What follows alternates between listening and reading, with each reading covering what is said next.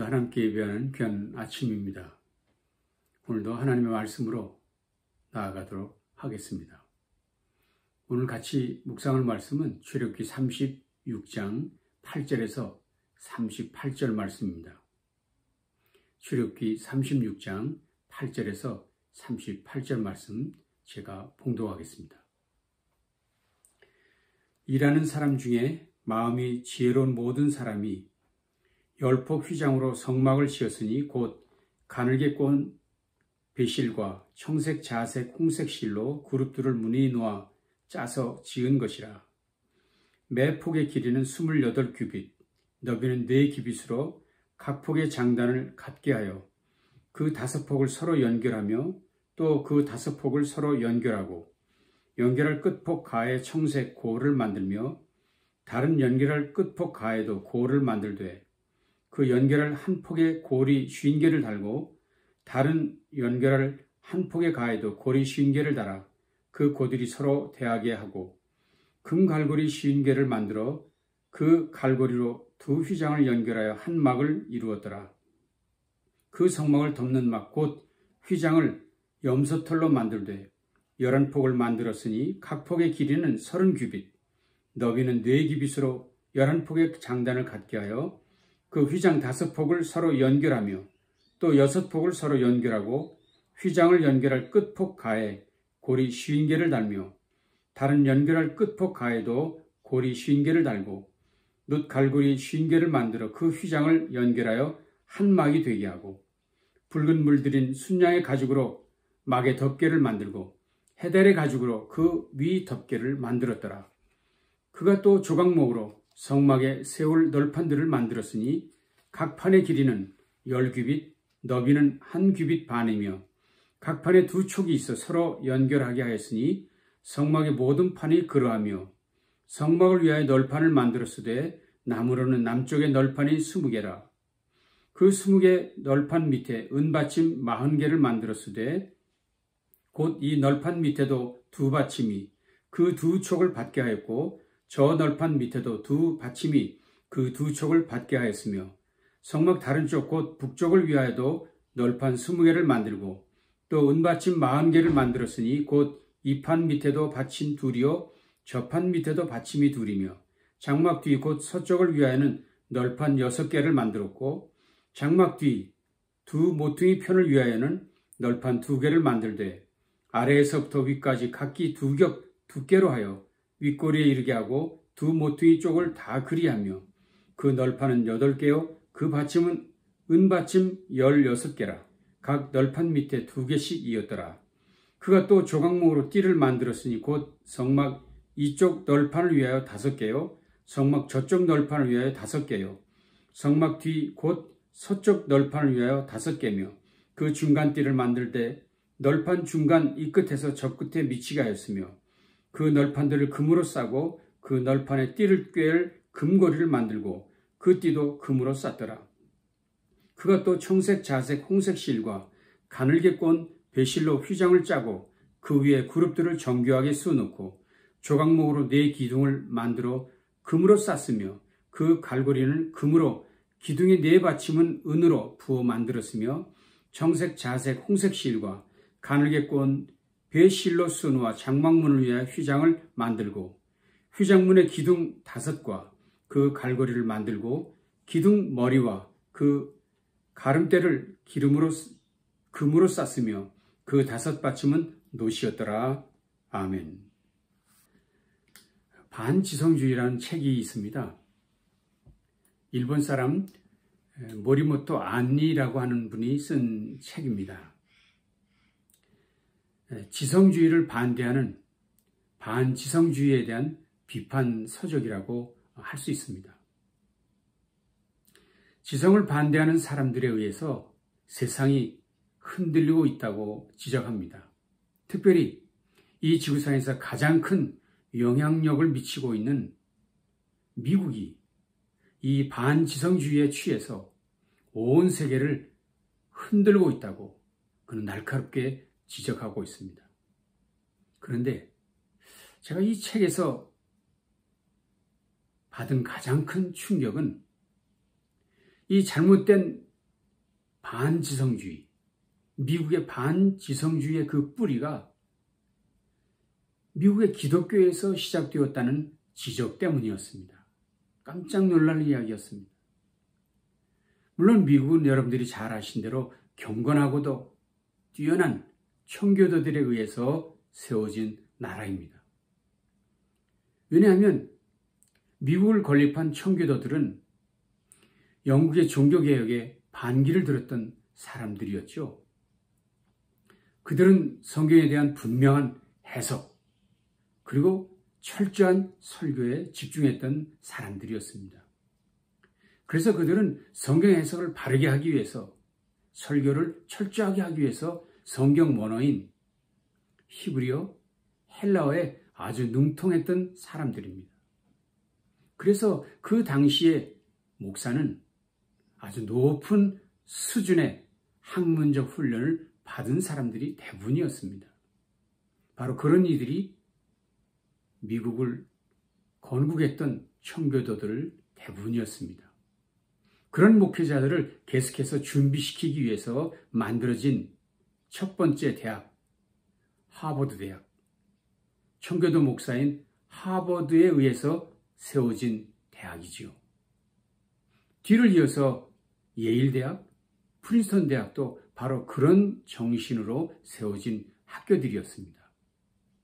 그런데 문제는 그런 엘리트 목사들이 교회 안에서 배척을 받게 되었다는 것입니다. 참 놀라운 일이죠. 그들의 설교가 너무 어렵다, 지루하다, 따분하다, 길다는 것이었습니다. 심지어 어떤 분의 설교는 6시간씩 하는 설교도 있었다고 합니다. 말씀의 능력보다는 자신의 지식을 자랑하는 일에 몰두하게 되면서 일어난 일이었습니다. 결국 부흥사들이 등장을 합니다. 이곳저곳을 옮겨다니는 천막 집회가 유행하게 됩니다. 그리고 그런 운동은 전국적으로 확산되고 결국 미국의 주류 기독교 운동이 되고 말았습니다. 그 대표적 부흥사들이 여러분들이 잘 아시는 찰스 피니, D.L. 무디, 빌리 썬데이 같은 사람들이 바로 그런 분들입니다. 그리고 최근의 사람으로서는 휴스턴의 조엘 오스틴 목사님 같은 분입니다. 그는 한 기자와의 인터뷰에서 앞으로 자신을 복음 전도자가 아니라 인생 코치라고 불러달라고 요청을 했습니다. 복음 설교에는 관심 없고 사람들의 필요를 채워주는 목회에 집중하는 사람이라는 의미였습니다. 결국 목회는 쇼 비즈니스로, 설교는 긍정의 힘을, 그러면서 텔레비전 전도자들이 흥황하기 시작하는 것입니다. 결국 반지성주의의 저자인 그는 미국의 기독교는 변질되고 말았다고, 그리고 그 근원은 반지성주의에서 왔다고 이야기를 하고 있었습니다. 그러나 여러분, 기독교는 철저하게 하나님의 말씀, 하나님의 계시에 의존하고 있습니다. 성경 말씀을 통해 하나님을 알게 되지요. 성경 말씀을 통해 그분의 뜻을 깨닫게 됩니다. 그리고 실천에 가려는 사람들의 모임이 그리스도인들입니다. 그래서 우리 그리스도인들은 하나님의 말씀, 하나님의 계시를 분별하는 합리적 이성을 매우 소중하게 생각합니다. 깨닫는 것. 성경이 이렇게도 말하지 않았습니까? 베레아에 있는 사람들은 데살로니가에 있는 사람들보다 더 너그러워서 간절한 마음으로 말씀을 받고 이것이 그러한가 하여 날마다 성경을 상고함으로. 사도행전 11장에 나온 이야기죠. 쉬운 성경을 보십시오. 베레아의 유대 사람들은 데살로니가 유대 사람들보다 더 고상한 사람들이어서 아주 기꺼이 말씀을 받아들이고 그것이 사실인지 알아보려고 날마다 성경을 상고하였다라고 말했습니다. 그렇습니다. 우리 그리스도인들은 하나님의 계시인 성경을, 하나님의 말씀을 절대 존중하는 사람들 되어야 합니다. 말씀을 존중하는 사람들. 자, 오늘 본문 말씀 다소 긴 지루한 말씀이었습니다. 그런데 이 비슷한 말씀이 사실은 출애굽기 26장에도 등장했었습니다. 그럼 여러분들이 생각하시기에 26장에도 말씀하신 이야기를 왜 여기 36장에서 또 얘기하는가? 왜 이렇게 하는 것일까? 무엇이 다르다는 것일까? 궁금해하시죠? 오늘 본문과 26장은 분명히 차이가 있습니다. 26장 1절은 이렇게 되어 있습니다. 너는 성막을 만들되 가늘게 꼰 배실과 청색, 자색, 홍색 실로 그룹을 정교하게 수놓은 10폭의 휘장을 만들지니 라고 얘기합니다. 그런데 오늘 읽으신 36장 8절은 이렇게 되어 있습니다. 일하는 사람 중에 마음이 지혜로운 모든 사람이 10폭 휘장으로 성막을 지었으니 곧 가늘게 꼰 배실과 청색, 자색, 홍색 실로 그룹들을 무늬 놓아 짜서 지은 것이라. 다르지요? 앞에 26장에서는 만들지니, 그러나 36장에서는 지었으니 지은 것이라. 차이가 나지요? 어떤 차이입니까? 26장은 미래형으로, 그러나 36장은 현재 완료형이죠. 다시 말하면 26장에서는 이렇게 하라 라는 말씀이었다면 36장에서는 그 말씀하신 것을 실천했다, 순종했다 말씀하는 것이죠. 그렇습니다.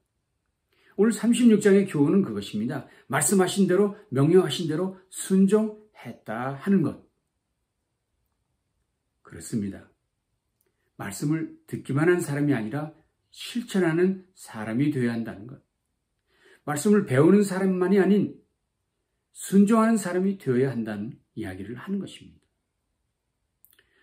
오늘 설교 서론에서 제가 소개해드렸던 반지성주의라는 책에서 저자는 이렇게 말합니다. 반지성주의가 왜 문제인가? 반지성주의가 뭐가 문제인가? 그것은 소위 지성인들, 지식인들이라는 사람들이 자신들이 아는 대로, 자신들이 가르친 대로 행동하지 않고 실천하지 않고 말만 하는 사람들이었다는 것이에요. 그래서 그 지성인들의 이야기를 이제 거절하는 것. 그 지식인 목사들을 향해 당신들에게 학식이 있을지 모르지만 신앙은 교육의 유무에 좌우되는 것 아닙니다 라고 지적하면서 반지성주의가 나왔다는 것입니다.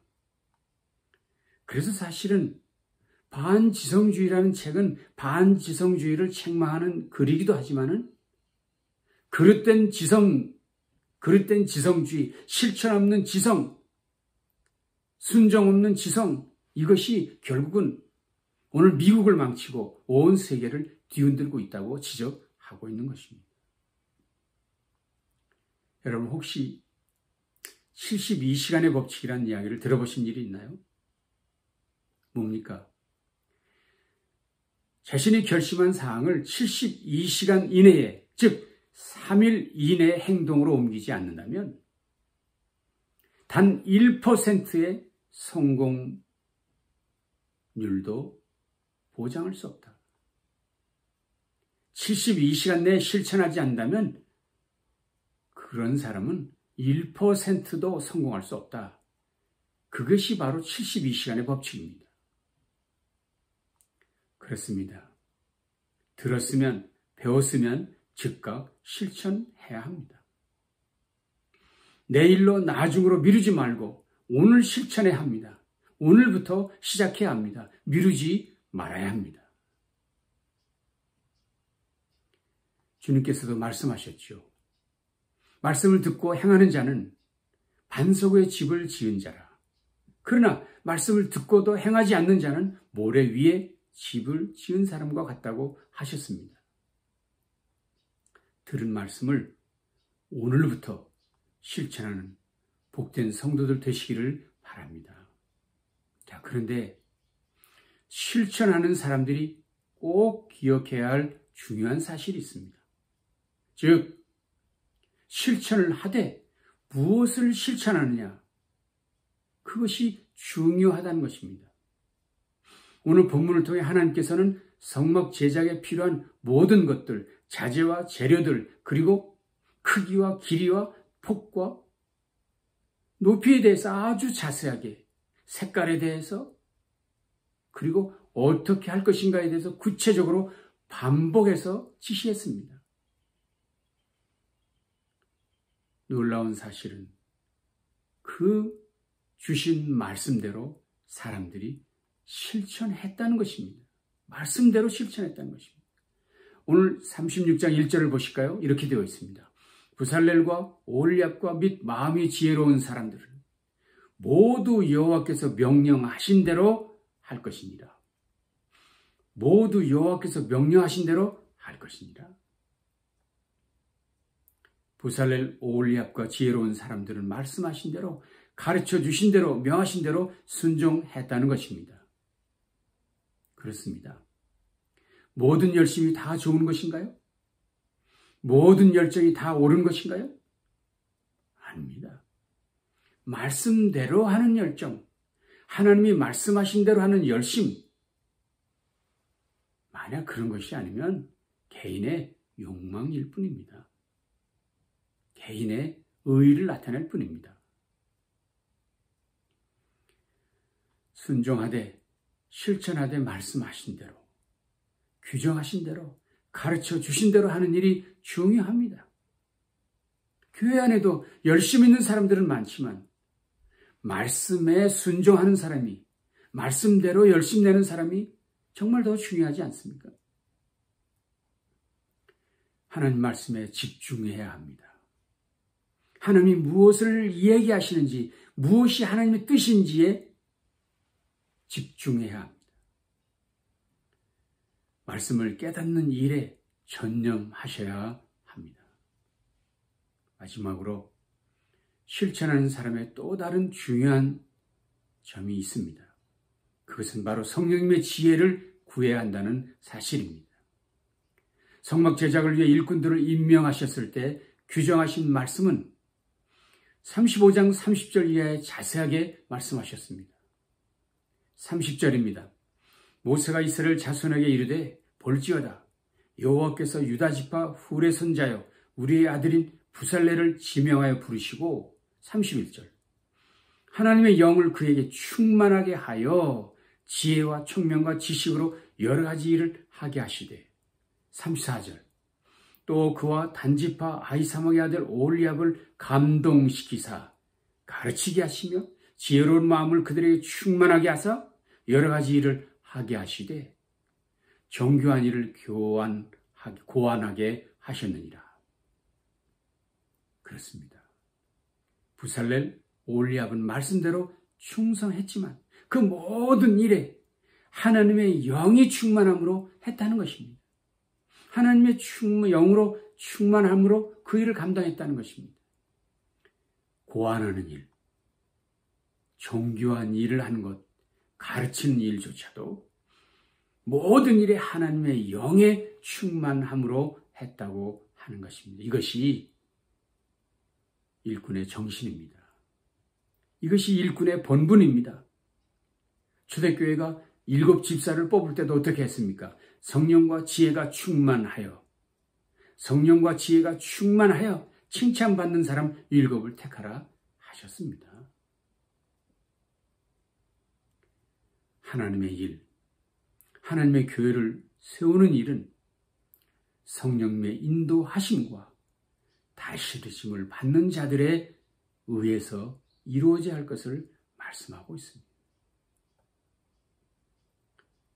성령 충만함이 없는 일꾼이 되는 것은요, 얼마나 위험한 일인지, 마치 골피 뿔린 망아지가 옹기점에 뛰어든 것과 같은 것입니다. 하나님의 집, 성막을 세우는 일은 우리 모든 성도들의 공동의 과제입니다. 에베소서 4장은 이렇게 말했지요. 이는 성도를 온전하게 하여 봉사일을 하게 하며 그리스도의 몸을 세우려 하심이라. 에베소 2장은 이렇게 말했습니다. 너희도 성령 안에서 하나님이 거하실 처소가 되기 위하여 그리스도 예수 안에서 함께 지어져 가느니라. 하나님이 거하실 처소를 위하여 함께 지어져 가는 것, 우리 모두가 해야 할 일입니다. 그렇다면 이 놀라운 일을 우리에게 맡기셨는데 감사함으로 순종하셔야 하지 않을까요? 삶의 전반전이 성공을 위한 다름질이었다면 인생의 후반전은 생명 있는 삶을 위해 하나님이 기뻐하시는 그 일을 위한 다름질이 되어야 될 줄로 믿습니다. 하나님의 교회, 거룩한 공동체를 세우는 일에 늘 순종하시되 말씀대로 순종하시고 성령님의 인도를 따라 실천하시는 복된 성도들 다 되실 수 있기를 주님의 이름으로 축원합니다. 기도하시겠습니다. 하나님, 오늘도 귀한 말씀으로 우리를 가르쳐 주시니 감사합니다. 순종하는 저희들 되어지게 해주시되 말씀 따라 순종하게 해주십시오. 말씀을 순종하는 저희들이 되어지게 해주십시오. 그러나 매사에 범사에 성령 충만함으로 이 일을 감당하는 우리 온 성도들 되어지게 주시옵소서. 이 말씀을 듣는 모든 이들이 하나님의 기쁨과 자랑이 되는 복된 성도들 되게 주시옵소서. 예수님 존귀하신 이름으로 간절히 축복하며 기도합니다. 아멘. 감사합니다.